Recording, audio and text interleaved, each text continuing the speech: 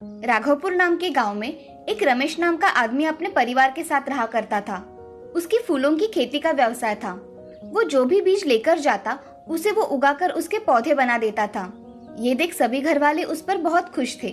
एक दिन रमेश का मित्र समर वहाँ आता है और रमेश से, रमेश, इस साल भी तुमने फूलों की खेती की है। इस साल तुमने नया क्या लगाया है खेती में? मैंने इस साल ट्यूलिप्स के भी फूल लगाए हैं। देखते हैं कैसे आते हैं। मेरे हाथ से कोई बीज लगाया और उसे फूल नहीं आया, ऐसा कभी हुआ है क्या? हाँ, ये बात तो सच है रमेश, तुम्हारे हाथ में जादू है। अच्छा, ये लो, मैंने तुम्हारे लिए कुछ अलग फूलों के बीज लेकर आया हूँ। धन्यवाद समर, तुम सच में मेरे दोस्त हो। ऐसा कहकर समर कुछ काम से वहाँ से चला जाता है। कुछ समय बाद रमेश वो बीज अपने खेत में लगा देता है और कुछ महीनों बाद उसे बहुत सुंदर गुलाब के फूल आते हैं। उसे देख रमेश बहुत खुश हो जाता है। वो गुलाब के फूल अलग अलग रंग के थे। उसे देखकर बहुत से लोग फूल लेने के लिए आया करते थे। ये देख उस गांव का साहूकार मोहनलाल मन में, ये रमेश तो बहुत ही तरक्की कर रहा है। छोटी सी खेती लेकर आज कितने अच्छे दाम में फूल बेच रहा है। इसका ना कुछ करना ही पड़ेगा। ऐसा मन में सोचकर साहूकार रमेश के खेत के पास चला जाता है। तभी साहूकार मोहनलाल रमेश से, अरे रमेश, कैसे हो? अच्छा हूँ साहूकार जी, आप कैसे हो? और यहाँ कैसे आना हुआ आपका? कोई काम हो तो बताइए।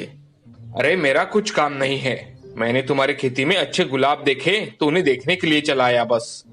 आइए ना साहूकार जी, मैं आपको अलग अलग फूल दिखाता हूँ।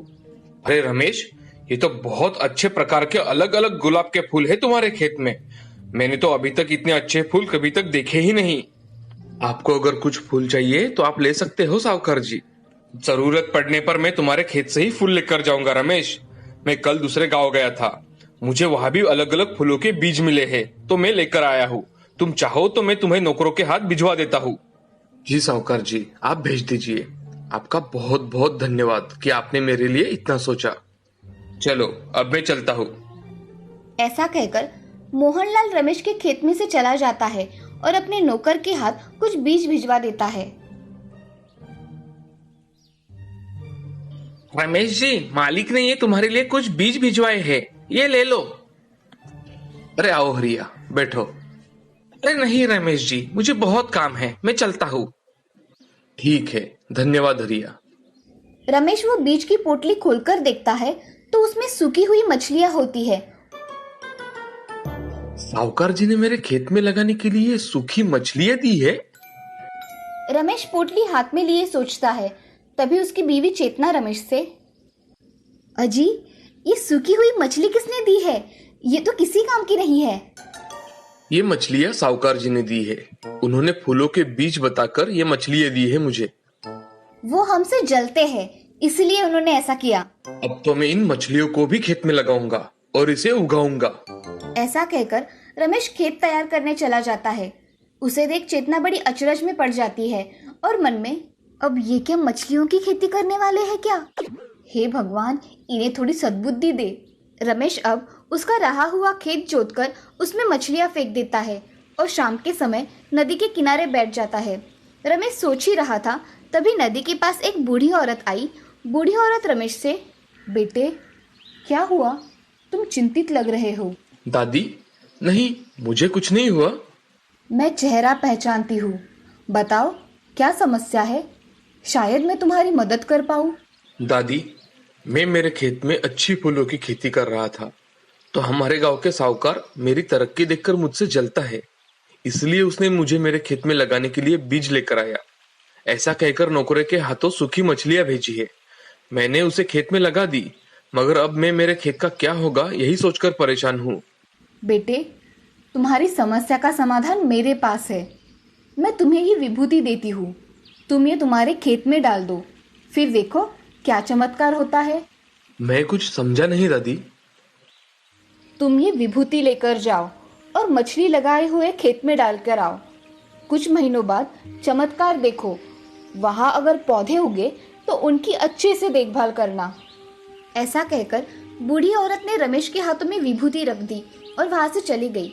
उस विभूति को देख रमेश सोचते हुए, क्या ये विभूति सच में काम करेगी? चलो, दादी ने दी है तो डालकर देखता हूँ। ऐसा सोचकर रमेश घर चला जाता है। घर जाकर चेतना और रमेश दोनों खाना खाकर सो जाते हैं। अब अगले दिन रमेश उठकर खेत में जल्दी चला जाता है और खेत में दादी ने दी हुई विभूति डाल देता है। कुछ दिन ऐसे ही बीत जाते हैं। कुछ दिनों बाद खेतों में छोटे छोटे पौधे उगकर आते हैं। वो देख रमेश बहुत खुश हो जाता है और अपनी पत्नी चेतना से, अरे ये देखो, मैंने दादी की बात मानकर इस खेत में विभूति डाल दी थी और आज देखो उस खेत में छोटे छोटे पौधे उग कर आए हैं। हाँ, आप सच कह रहे हैं, उस बूढ़ी दादी ने हमारी बहुत मदद की है। ऐसा कहकर रमेश अपने खेती का अच्छी तरह से ध्यान रखा करता था। 3 महीने हो जाने के बाद रमेश एक पौधा उखाड़ के देखता है। तभी उसके नीचे कुछ मछलियां लगी हुई दिखाई देती है। रमेश उन मछलियों को तोड़ने लगता है। तभी उसे महसूस होता है कि वो कोई साधारण मछली नहीं है, उसका रंग सोने जैसा है। वो उसे तोड़कर एक टोकरी में डालता है। तभी वो मछलियां चमकने लगती है। तभी रमेश का दोस्त राघव वहां आ जाता है।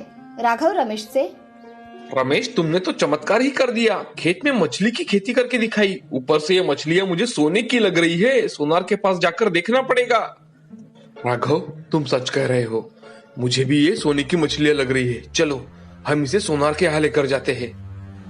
ऐसा कहकर रमेश और राघव सोनार की दुकान में चले जाते हैं।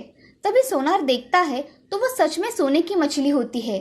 उन 4 मछलियों को बेचकर रमेश के पास बहुत पैसा आ जाता है।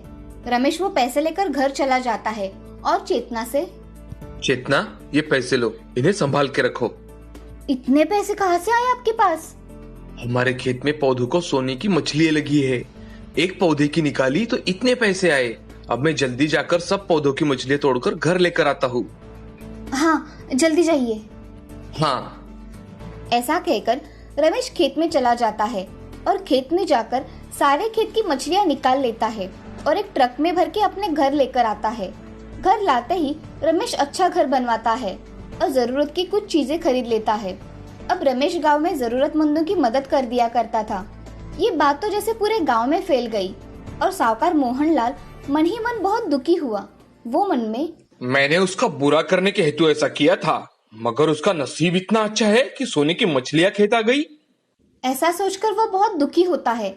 इधर रमेश सारे गांव वालों को कुछ पैसे बांटकर उनकी तकलीफें दूर करने की कोशिश करता है। अब मोहनलाल के दिमाग में एक अच्छा विचार आता है। वो सारे गांव वालों से कह देता है कि, सुनो गांव वालों, रमेश को मछली उगाने के बीज मैंने ही दिए थे। जिसको चाहिए वो लेकर जाओ। ऐसा कहकर मोहनलाल बहुत सारी सूखी मछली खरीद लेता है और गांव वाले भी मोहनलाल से सूखी मछली खरीद कर अपने खेतों में डालने लगे। मगर कुछ दिनों बाद खेतों में से बहुत बदबू आने लगी। एक भी पौधा नहीं उगा। अब सब लोग समझ गए थे कि मोहनलाल ने उन्हें फंसाया है। सभी लोग उसके घर पे चले जाते हैं और, अरे मोहनलाल जी, हमें हमारे पैसे वापस चाहिए। अरे क्या हुआ है, आज अचानक तुम्हें सबको पैसे चाहिए? आपने हमें फंसाया है। हमारे खेतों में एक भी पौधा नहीं आया है। बहुत बदबू आ रही है हमारे खेतों में और हमें हमारे पैसे लौटा दीजिए। मैं ऐसे कैसे आपके पैसे वापस कर दूं? फिर हम सब आपको पुलिस स्टेशन लेकर चलते हैं। मोहनलाल पुलिस का नाम सुनकर डर जाता है और, ये लीजिए आपके पैसे। सब लोग मोहनलाल से पैसे लेकर अपने घर चले जाते हैं। मोहनलाल को अब अपनी गलती का अच्छा सबक मिला था। वो फिर से कभी भी लोगों को फंसाया नहीं करता था और रमेश भी गांव वालों की मदद करता था। इस कहानी से हमें ये सीख मिलती है कि जिंदगी में कितनी भी कठिन परिस्थिति आए, उसका डटकर सामना करना चाहिए और हमेशा दूसरों की मदद करनी चाहिए।